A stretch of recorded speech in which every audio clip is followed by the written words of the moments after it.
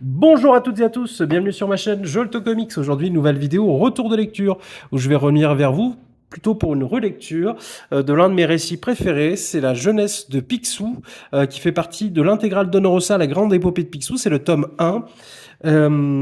Et donc, je voulais en revenir sur vous sur cette série mythique en 12 numéros de Don Rosa sur la jeunesse de Picsou. Alors, petit avantage, quand vous, je sais pas si vous, pour ceux qui ne détiennent pas cette intégrale Don Rosa et le premier tome, vous avez l'arbre généalogique des Ducks dans ce premier tome, où vous voyez finalement toute l'arbre généalogique de Donald, avec la partie Duck et la partie Picsou. Et on voit le lien qui se fait entre Rodolphe Duck, le papa de Donald, et sa mère Hortense Picsou.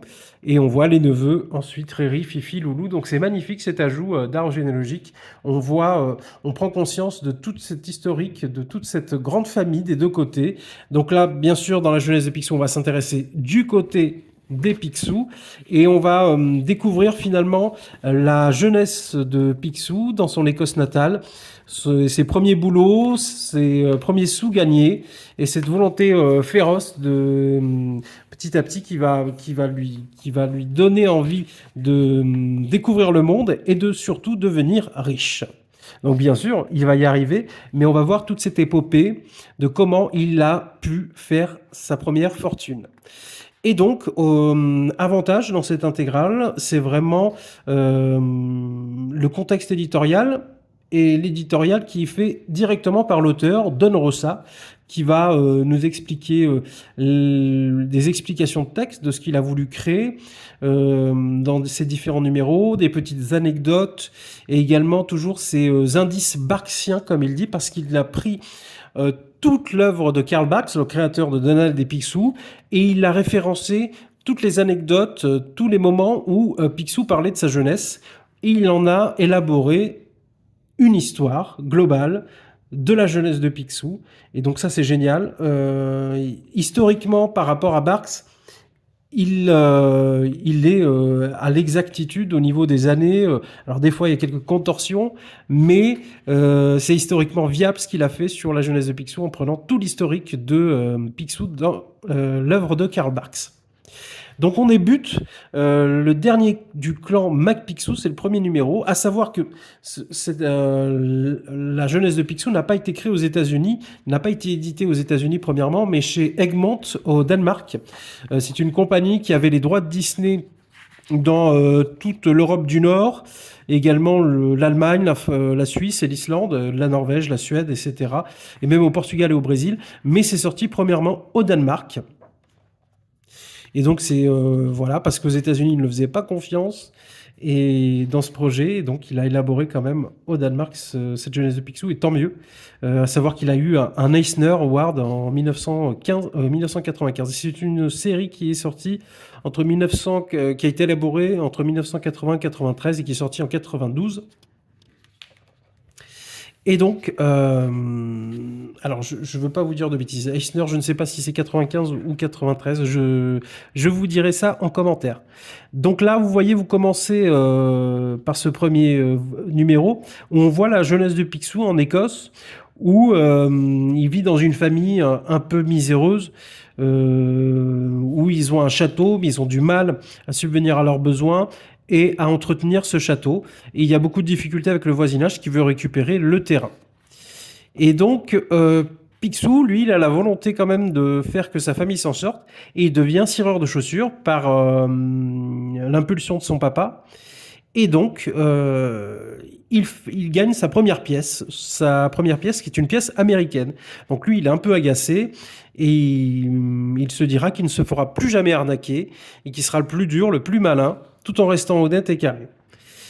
Et donc ensuite, il va faire un petit peu de business, il va cirer de plus en plus de chaussures, il va gagner un petit peu de sous, il va vendre du bois de chauffage, de la tourbe, et il va se faire des petites économies et aider sa famille dans ce moment-là. Et donc là, va y avoir une petite aventure entre du voisinage qui veut récupérer le château, et il va rencontrer un ancêtre dans ce château, et ils vont essayer de les faire fuir. Et donc c'est une belle petite première histoire. On voit un Picsou tout petit, mais déjà on voit la genèse de sa volonté de devenir riche et de ne pas se faire avoir. Et donc là, voilà, on a l'éditorial de Don Rosa qui nous explique tout et qui nous parle même de ces indices barksiens, donc des indices par rapport à l'œuvre de Karl Barks qui vont être disséminés tout le long de ce récit. Donc on va voir son départ pour les États-Unis, donc dans le Mississippi, avec ses petits sous, donc il a pris le bateau et il a l'oncle John qui habite dans le Mississippi. Et donc, il va arriver, il va le rencontrer. Et puis, il y a une aventure qui va se mener par rapport à un bateau, un trésor. Et il y aura les Raptous dans le coup, les anciens Raptous. Et donc, ils vont toucher presque au but de gagner une petite fortune. Et malheureusement, au final, ils n'y arriveront pas. Et ça, on va le voir sur les 6 ou 7 premiers épisodes. C'est qu'il va vivre différentes aventures tout autour du monde. Mais il va presque arriver au but de sa fortune rêvée, mais il n'y arrive pas. Il y a toujours quelque chose qui bloque. Mais l'avantage de toutes ces aventures, c'est qu'il va toujours apprendre quelque chose, une leçon de vie, et qui va le servir, et qui va le modifier, et qui va faire le Picsou qu'on connaît de nos jours. Parce qu'il était très aventurier, très ouvert d'esprit quand il était jeune, et toujours ouvert à l'aventure, à la rencontre. Et donc voilà, donc, dans le Mississippi, il va se retrouver ensuite dans les Badlands, où il va s'occuper de vaches pour le compte d'un fermier. Et il va apprendre à monter des chevaux, tel à faire du rodéo, et s'occuper des vaches. Et il va se retrouver dans une aventure avec Theodore Roosevelt, rien de moins que l'ancien président des États-Unis. Et ils vont chasser le grizzly. Lui, il chasse le grizzly. Et lui s'occupe de malfrats, Picsou. Et ils vont s'entraider. Et il va naître une amitié par rapport à cette aventure. Et on va le revoir ensuite, Theodore Roosevelt. Et c'est ça qui est génial aussi, c'est que historiquement, par rapport aux années, là c'est en 1901, alors en 1898, pardon, donc avant qu'il devienne président en 1901. Donc historiquement, il prend des références et tout est juste. Ça pourrait être réel. Picsou aurait pu rencontrer Theodore Roosevelt dans les Badlands parce qu'il y habitait. Ensuite, vous avez l'aventurier de la colline de cuivre. Donc il abandonne son boulot où il s'occupait des vaches pour partir chercher donc de l'or. Ça, on va le voir régulièrement, hein, chercher des métaux précieux dans ses premières années. Et malheureusement, il ne trouve pas grand-chose, mais il a de la veine. Il y a une sorte de loi qui fait que il a réussi à récupérer une mine. Alors, je ne sais pas si c'est d'or, mais c'est plutôt de cuivre. Et donc, avec une loi un peu bizarroïde, il a creusé une veine plus profonde que celle qui était la veine centrale. Et donc, il l'a récupérée par le juge. Mais il l'a revendue et il s'est fait ses premiers sous. Un petit peu de sous pour pouvoir investir ensuite. Mais surtout aider sa famille parce qu'ils ont des grosses dettes et il retourne en Écosse, dans le château de MacPicsou, pour aider sa famille. Et là, il va y avoir une aventure également avec ses ancêtres. Il va même voir l'au-delà et rencontrer tous ses ancêtres qui vont voir en lui l'héritier avec des valeurs qui leur plaisent énormément. Eh bien, que c'est un radin, que c'est un pingre, et il voit dans l'avenir que ça sera le plus grand pingre de tout l'univers, et donc ils vont être très fiers de lui, et ils vont lui le repousser dans la vie, ils vont le renvoyer dans le château, au lieu de rester dans l'au-delà, et ils vont aider à détruire, à faire fuir les méchants.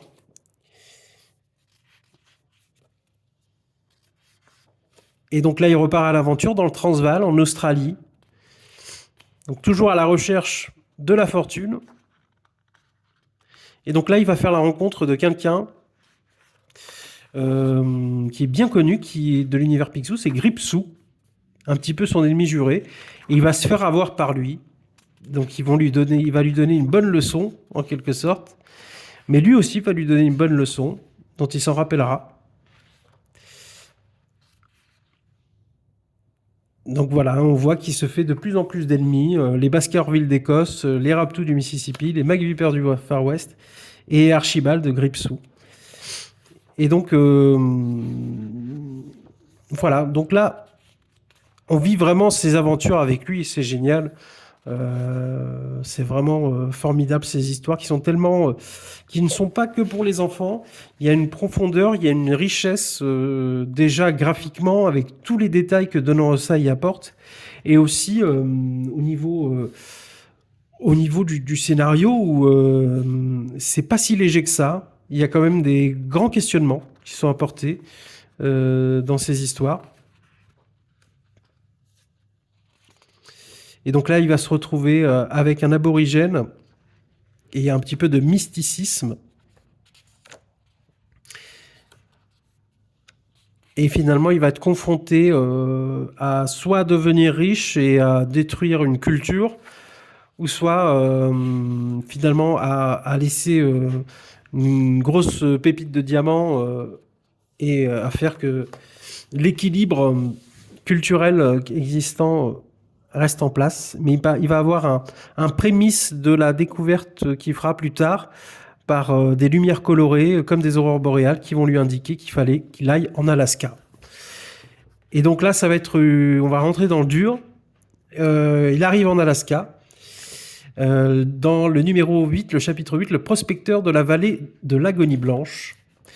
Donc ça va devenir, c'était apparu à l'origine sous le titre L'empereur du Klondike en Alaska. Donc on va le voir arriver en Alaska et puis finalement chercher un filon d'or.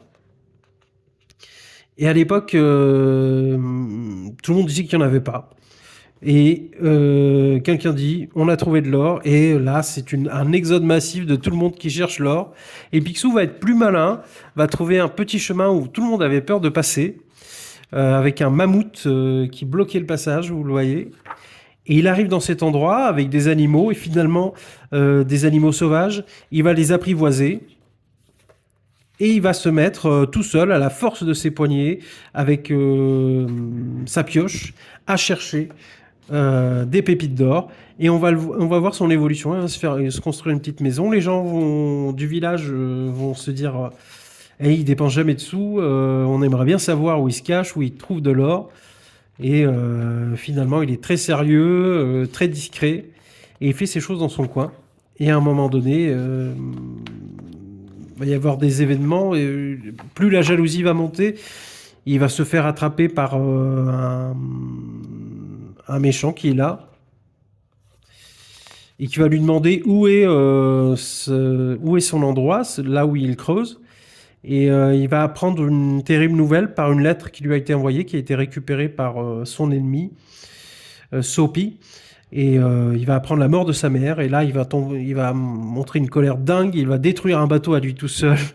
Et on va voir cette scène où, tel un vieux journal, on va dire qu'on n'a jamais su précisément comment ce bateau a été détruit et tout ce village a été détruit. On raconte que les cheminées avaient une malfaçon.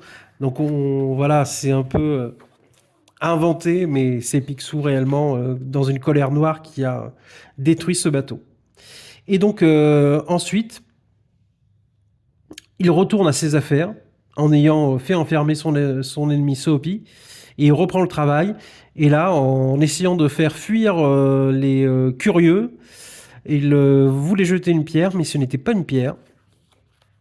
C'était une pépite d'or, la plus grosse pépite d'or massif qu'il a trouvée. Cette scène mythique et qui fait de lui un homme riche.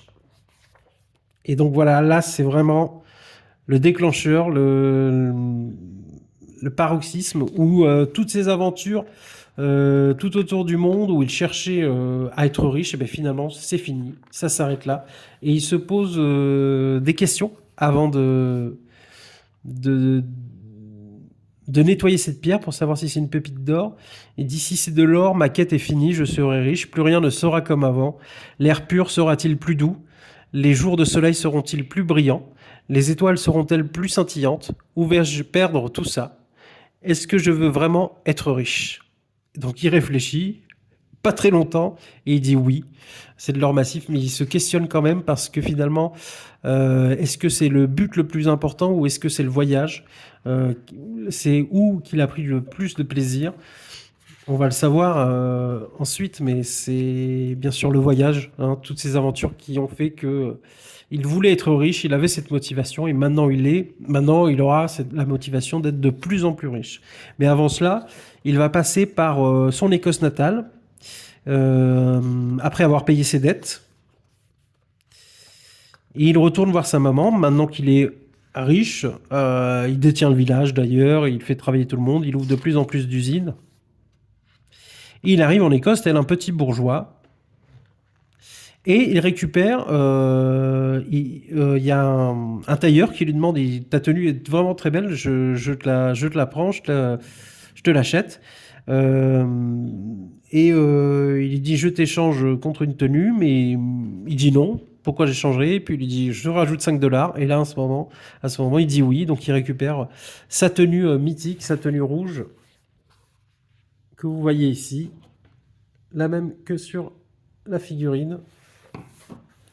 Et donc ce retour en Écosse, finalement, il va participer à des jeux, mais il va voir qu'il est vraiment plus dans ce... Il est plus adapté finalement à son Écosse natale et il est devenu américain, il adore les États-Unis, il adore l'aventure et il a beaucoup de difficultés. Bon, les gens sont un peu jaloux, ne l'aident pas trop à réussir les épreuves. Et puis on va voir un petit peu sa colère de plus en plus qui va se construire et finalement qu'il ne veut plus se faire avoir et qu'il est prudent et qu'il fait attention à toute personne qui pourrait l'arnaquer. Il y a une magnifique conclusion à ce numéro où il quitte l'Écosse avec ses sœurs, qu'il va ramener aux États-Unis. Et pour les au revoir avec son papa, on voit son départ et finalement que c'est le décès de son père, c'est sa fin. Et donc c'est pour un Disney, pour un récit sur Disney, c'est très profond et très émouvant ce qu'on voit. La mort, qui est bien sûr imagée, mais qu'on comprend très bien, de son papa qui est sur le lit, et de ses parents qui rejoignent leurs ancêtres par ce mur. Donc c'est vraiment très touchant, et c'est la fin de quelque chose et le début d'autre chose. Maintenant, il va aller construire sa maison à Donaldville, le fort de Donaldville. Donc on va voir cette histoire de l'envahisseur de Donaldville, où lors de la construction de son fort, donc les Raptous ont entendu dire qu'il était là. Donc,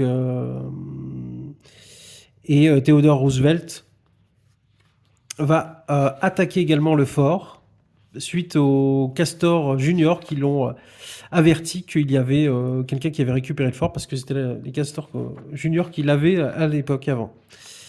Mais il avait acheté le terrain. Et donc on voit ce combat avec Theodore Roosevelt finalement, et qui va finalement se finir bien parce qu'ils sont copains. Et il va lui dire, est-ce que tu peux emprisonner les Raptous? Et ils vont se raconter des belles histoires de leurs aventures, maintenant que lui, Theodore Roosevelt, est président et que Picsou est devenu riche. Et on va voir cette conclusion donc sur ce chapitre avec le fort Donaldville qui est construit, et cette histoire d'amour aussi qu'on voit entre Hortense, Picsou et le papa de Donald.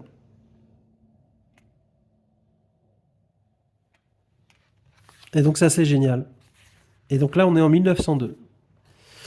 Et là va y avoir le canard le plus riche du monde.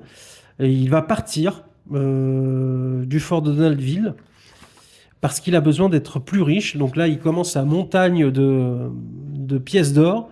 Il n'est qu'à 2 mètres, mais il aimerait être à beaucoup plus, à 8 mètres. Et donc, il a besoin d'investir tout autour du monde. Et donc, il est parti pour une aventure, Mais finalement, il va rester plus de 17 ans ou 20 ans tout autour du monde à investir, à rechercher la fortune partout où il le peut. Il va faire la rencontre, malheureusement pour lui, dans un village africain, de quelqu'un qui refuse de lui céder le terrain et qui va lui jeter un sort. Et donc il va y avoir un zombie qui va le suivre, Bombi Zombie. D'ailleurs, bah, c'est le dernier ouvrage où on pourra voir Bombi Zombie de cette manière, parce que voilà, il y a eu un petit scandale aux États-Unis par rapport à ça. Donc, je vous invite, si vous voulez avoir le récit original, vraiment sans censure, à vous le procurer, ce premier tome de la jeunesse de Picsou. Et donc, ce Bombi Zombie va le suivre tout autour du monde, et ça va être sa punition parce qu'il a fait une erreur. Il a, suite au refus du chef du village à ne pas le laisser acheter le terrain, il va détruire le village et il va faire du mal, il va faire souffrir des gens. Et lui qui se voulait intègre, sérieux, carré et honnête, et là il va faire une grande erreur qu'il va payer. On va le voir même dans le Titanic qui va couler. Et finalement, pour apprendre de ses erreurs, parce que comme je vous ai dit, il apprend une leçon à chaque chapitre.